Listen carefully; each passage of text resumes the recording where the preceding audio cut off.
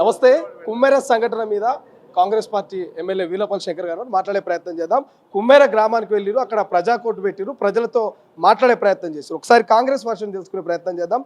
ఒక రజక కుటుంబానికి అన్యాయం జరిగితే ఒక రజక ఎమ్మెల్యే ఇంత ఆలస్యంగా స్పందిస్తారు అనేది సోషల్ మీడియాలో జరుగుతున్న చర్చ. ఏం చెప్తారు?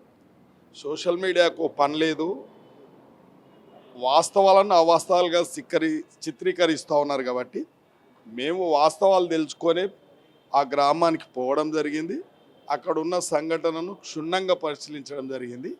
ఒక రాజకీయ పబ్బం గడుపుకోవడానికి కొందరు రాజకీయ నాయకులు ఈ యొక్క రజక కుటుంబాన్ని పావులుగా వాడుకోవడానికి ఒక ప్రయత్నం జరుగుతుంది. కాబట్టి సరే, వారు ఆర్థికంగా బలహీనంగా ఉంటారు ఆ రజకులు. కాబట్టి వాళ్ళ స్థితిగతులు చాలా హీనంగా ఉంటుంది. కాబట్టి వారు ప్రేరేపిస్తే వారి ప్రేరేపణకు గురవుతూ ఉన్నారు. కాబట్టి వాస్తవానికి ఆ గ్రామంలో వారికి ఎలాంటి అన్యాయం కూడా జరగలేదు. వాస్తవానికి వాళ్ళందరూ కూడా కలిసి ఈ యొక్క గ్రామీణ ప్రాంతంలో ఏదైతే వాతావరణం ఉంటుందో ఆ రకంగానే సహజీవనం కొనసాగుతూ ఉన్నది. కాబట్టి ఆ యొక్క దేవాలయం కాడ జరిగిన సంఘటన మాత్రం చిన్న సంఘటన మాత్రం వాస్తవం.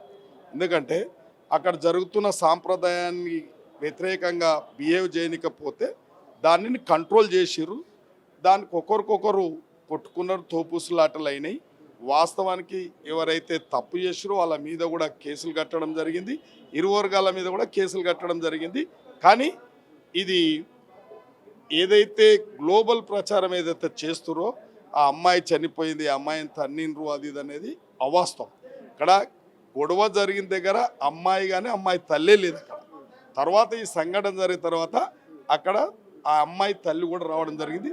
స్వయాన తల్లే చెప్పింది ఇట సంఘటన జరిగిందని చెప్పి తెలిసి ఇప్పుడే బస్ దిగి వస్తున్నా అని చెప్పడం జరిగింది. కానీ తర్వాత ఆ కేసులు అసలు యాక్చువల్గా 18వ తారీఖు నాడు పెట్టుకోవడం జరిగింది. తోపుసులాట కొట్టుకున్నాం అనేది.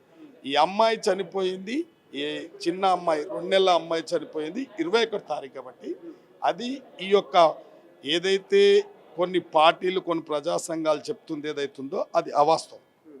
అంటే ఇప్పుడు అక్కడ పాప చనిపోలేదని మీరు చెప్తా ఉన్నారు, కానీ బరాబర్ పాప చనిపోయింది, కేవలం కాలం ముందు పెడితే కనికరించక తంతేనే చనిపోయింది అనేది కుటుంబ సభ్యులు చెప్తున్నటువంటి వర్షన్.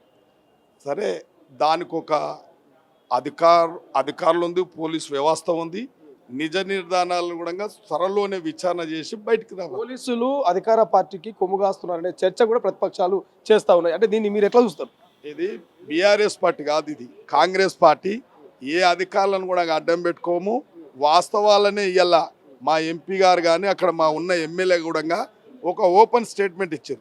ఎవరైతే తప్పు చేసిరో వాళ్ళ మీద తప్పకుండా చర్య తీసుకోమని కూడా కాంగ్రెస్ పార్టీ ఎమ్మెల్యే చెప్పిండు, కాంగ్రెస్ పార్టీ ఎంపీ కూడా చెప్పిండు. అధికారంలో ఉండి 10 రోజులు పట్టిందా సంఘటన స్థలానికి ఆ కుటుంబాన్ని పరామర్శించడానికి కాంగ్రెస్ పార్టీకి అనేది ప్రశ్న.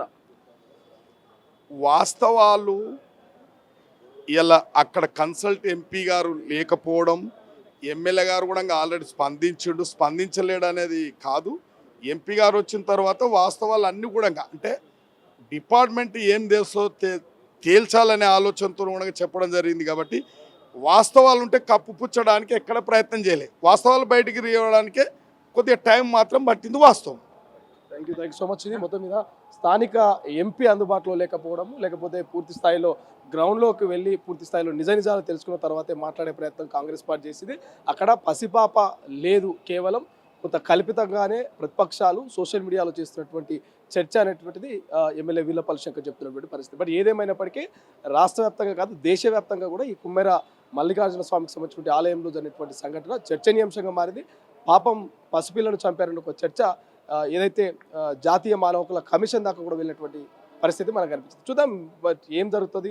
అక్కడ ఎక్కడ కూడా మెడికల్ రిపోర్ట్లో కూడా ఎక్కడ పాపం గాయం జరిగినట్టుగా లేకపోతే దెబ్బలు తగిలినట్టుగా లేదని ఒక రిపోర్ట్ అయితే వచ్చింది. బట్ ఇంకా ఫైనల్ రిపోర్ట్ రావాల్సి ఉంది. ఆ ఫైనల్ రిపోర్ట్ తర్వాత పూర్తి స్థాయిలో నిజంగానే ఎవరైనా బాధ్యులుంటే ఆ బాధ్యులను కూడా శిక్షిస్తాం, ఇప్పటికీ కొందరిని అరెస్ట్ చేస్తాం, మిగతా వారిని కూడా అరెస్ట్ చేస్తామంటూ అధికార కాంగ్రెస్ పార్టీ సంబంధించిన ఎంపీ ఎమ్మెల్యేలు చెప్తున్నటువంటి పరిస్థితి. చూద్దాం కుమ్మెర సంఘటన ఇంకా ఎటువంటి పరిణామాలకు దారి తీయబోతున్నది, ఏం జరగబోతున్నది.